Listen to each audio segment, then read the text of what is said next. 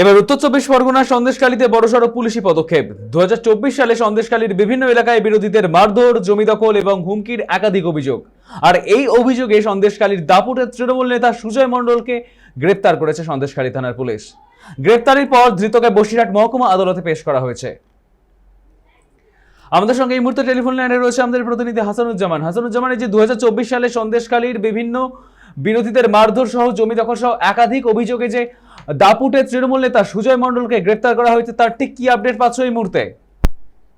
হ্যাঁ দেখো, একেবারেই তোমাকে বলে রাখি, সন্দেশখালীর দাপুটের তৃণমূল নেতা সুজয় মণ্ডল তিনি কিন্তু গ্রেপ্তার হয়েছেন সন্দেশখালী থানা পুলিশের হাতে।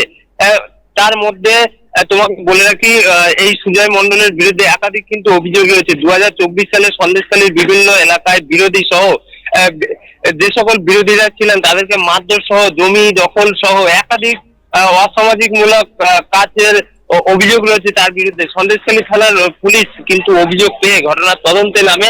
তারপর কিন্তু এই সুজয় মণ্ডলকে গ্রেপ্তার করে সন্দেশখালী থানার পুলিশ। তার বিরুদ্ধে একাধিক অভিযোগ রয়েছে।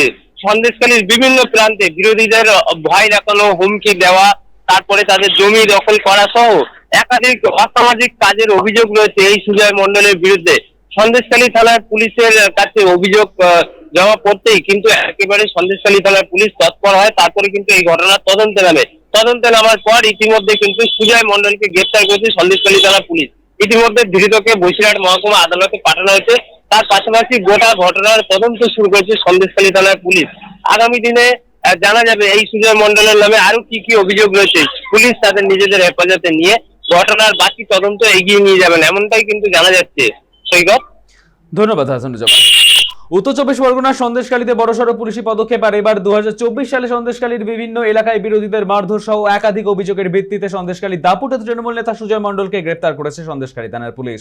আর গ্রেপ্তারের পর ধৃতকে বসিরহাট মহকুমা আদালতে পেশ করা হয়েছে।